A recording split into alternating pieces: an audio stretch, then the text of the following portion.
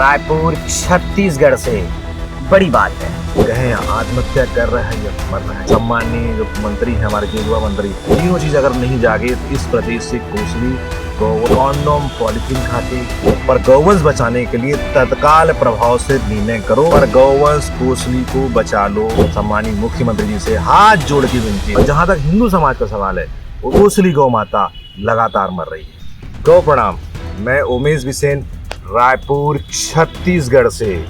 बड़ी बात है, बड़ी क्या बहुत ही सच्चाई है कि गौवंश सड़क हादसों में, कॉन्डोम पॉलिथीन खाके, गौठानों में भूख से लगातार युद्ध स्तर पर कोसली गौ माता लगातार मर रही है। दुर्घटना में तो वही रही है, सड़क में जब मारा जा रहा है, चाहे खरसिया हो, रायपुर का क्षेत्र हो, रायगढ़ का क्षेत्र हो, नांदगांव, हर सड़क पे गौवंश बहुत बुरी तरह से लगातार मारे जा रहे हैं। क्योंकि सरकार ने जो गौठान था उसको तो बंद कर दी, गौधाम अभी चालू नहीं कर पाई, घर घर गौवंश अभियान सरकार नहीं चला पाई, गौवंश संरक्षण अभियान सरकार नहीं चला पाई।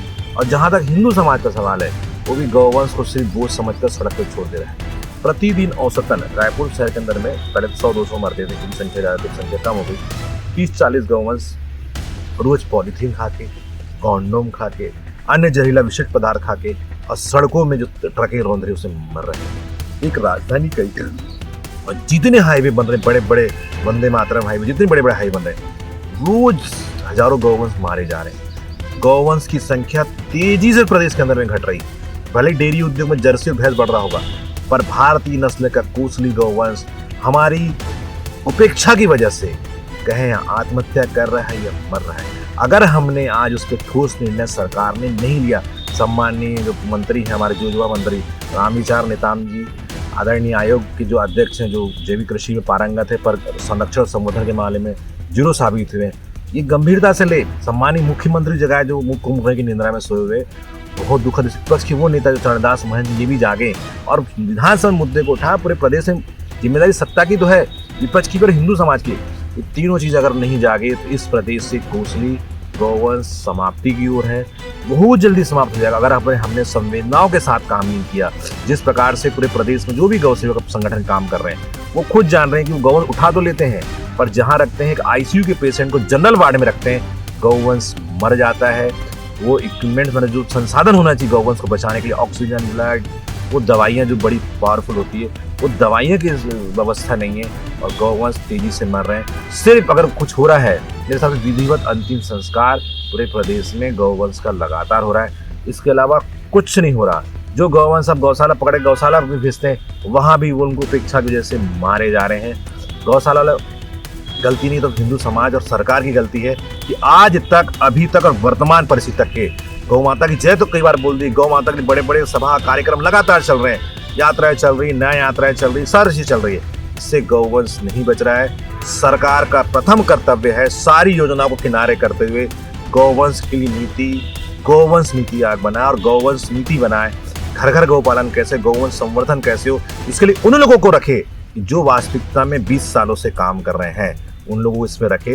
तथा कथित उंगली कटादू छाप लोग को ना रखे, ऐसे लोग को रखे जो वास्तविक लंबे समय से, विपुल शर्मा जैसे, सुबोध राठी जैसे, अनुराग दुबे जैसे, चंदन जैसे, जागृत जैसे, पंकज जैसे, ऐसे जो लंबे समय से काम कर रहे हैं। ऐसे और भी लोग हैं जैसे रेणुका सोनवाने आंटी जी है, विक्रांत शर्मा है, रितेश है, ऐसे सैकड़ों, चेतन साहू है, ऐसे और जितने गौशाला संचालक आयोग के हैं, इसमें कई बड़े अनुभवी लोग हैं। तो उन लोगों को रख के कमेटी बना के तत्काल प्रभाव से गौवंश के ऊपर चिंतन करके योजना बनाए, एक अच्छा बजट उसमें दे, ताकि पूरे प्रदेश में गौ संवर्धन के लिए युद्ध स्तर पर काम हो सके।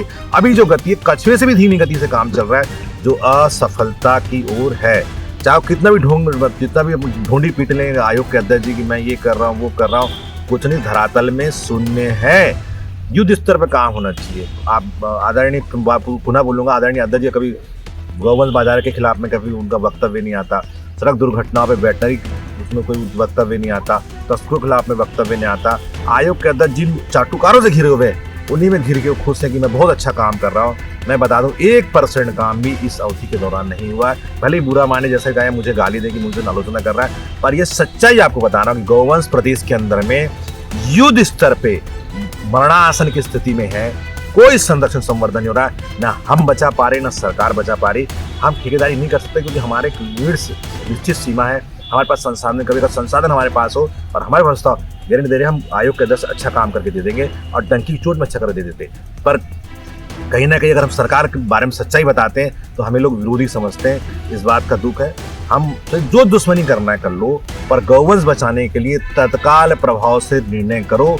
नहीं करोगे तो गौवंश ये असमय मृत्यु हो रही है, मतलब असमय हत्या हो रही है, अकाल मृत्यु को जाने स्वाभाविक उसका पाप आप हम सबको लगातार लगेगा। मेरा विनम्र आग्रह आयोग के अध्यक्ष से, सम्माननीय हमारे जो मंत्री हैं रामविचार नेताम जी से, सम्माननीय मुख्यमंत्री जी से हाथ जोड़ के विनती, भाई कैसे भी करके कोसली गौ माता को बचा लो, नहीं तो हम किताबों के इतिहास में ही गौवंश को पढ़ेंगे, जो बहुत दुखद है।